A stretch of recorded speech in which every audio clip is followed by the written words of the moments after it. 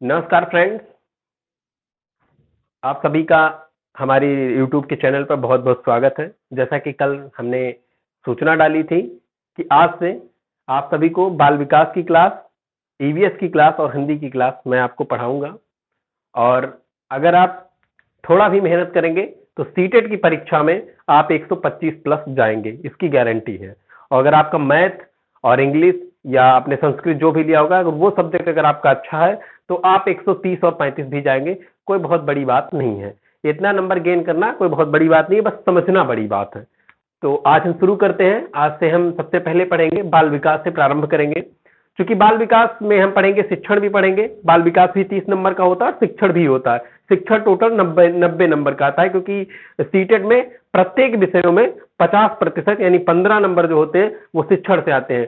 तो शिक्षण के श्रेणी को प्रारंभ करेंगे और आज ये मेरी पहली क्लास है आपके लिए बाल विकास की, और यहाँ से हम प्रारंभ करेंगे क्लास। तो शुरू करने से पहले सभी को जय हिंद, जय भारत।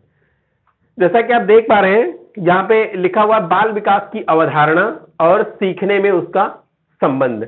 तो बाल विकास की अवधारणा ये चीज है, अवधारणा आप देख पा रहे होंगे। तो अवधारणा क्या है? जब उसका पूरी बाल विकास की कि बाल में बालक के विकास की अवधारणा की, कोई भी बालक है तो उसकी क्या अवधारणाएं हैं, मुख्य अवधारणाएं, तथा सीखने में उसका संबंध।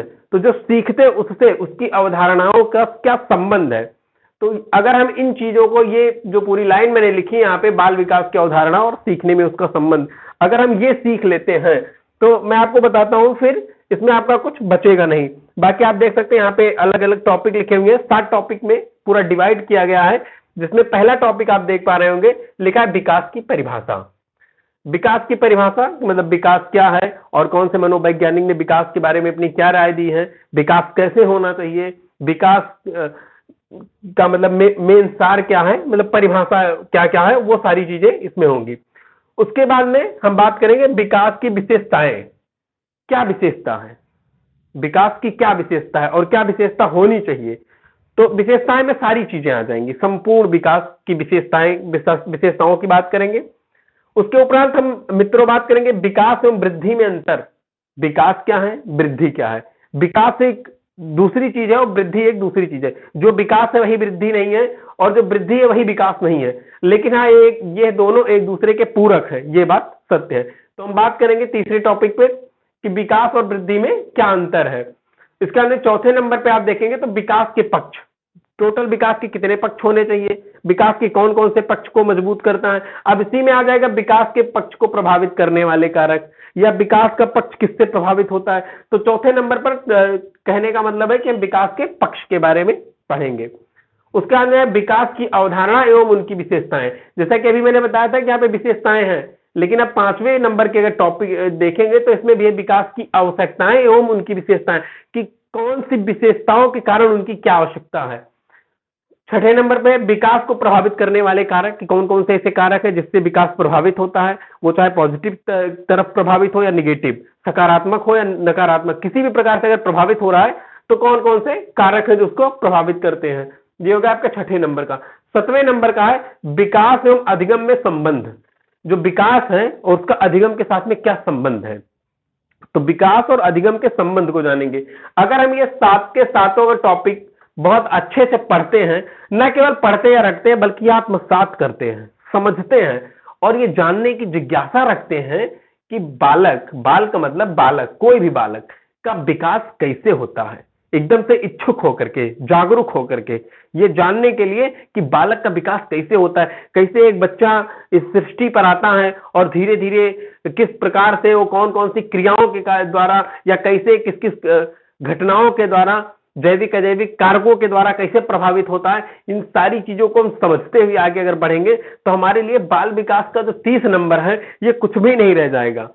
एग्जामिनर कितना भी टफ पेपर बना लेगा, वो सिलेबस से बाहर नहीं जा पाएगा, और अगर आप सिलेबस को लेकर के चलेंगे तो वो आपसे बाहर नहीं जा पाएगा। तो इसी के आधार पर कहना चाहेंगे कि बाल विकास की जो है अगर अवधारणाएं एवं सीखने में उसका अगर हम संबंध ठीक से स्थापित कर ले जाएंगे तो निसंदेही बहुत ही बढ़िया पेपर होने वाला है। और सबसे बड़ी बात है सीटेट की, सबसे अच्छी बात जो मुझे लगी उसमें कॉन्सेप्ट आता है, उसमें केवल रटंत विद्या पर आधारित नहीं होता है, कंठस्थीकरण पे तो बिल्कुल भी जोर नहीं देता है।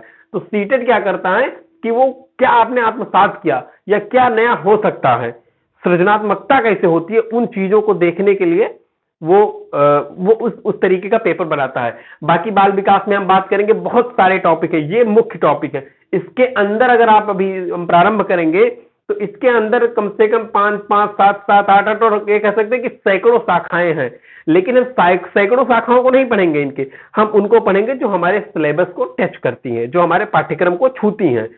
और उसके बाद में अभी आएगा चिंतन के बारे में आएगा, अभिसारी चिंतन, अपसारी चिंतन, विभिन्न प्रकार के चिंतन होंगे और विभिन्न प्रकार की सृजनात्मकता होगी, अधिगम होगा। तो बहुत सारी चीजें हैं, लेकिन प्रारंभ करते हैं। तो आज जो हम स्टार्ट करेंगे वो विकास की परिभाषा से प्रारंभ करेंगे। मैं पूरा बाल विकास 15 या 16 वीडियो में आपको क्लियर करा दूंगा। अगर आप 15-16 वीडियो को देखते हैं और ना केवल देखते हैं बल्कि आप अच्छे से अगर उसको समझते हैं तो मैं वादा करता हूं कि 15 से 16 क्लास की वीडियो में, जो वीडियो आपके पास जाएंगी बहुत बड़ी वीडियो नहीं होगी, ज्यादा से ज्यादा आपको 20-25 मिनट 15 मिनट की ऐसी वीडियो करके 15-16 वीडियो होंगी। अगर आप अच्छे से उसको सीखेंगे तो निसंदेह ही आपका बाल विकास में 30 का 30 आने वाला है। चलिए आप प्रारंभ करते हैं बाल विकास की परिभाषा से।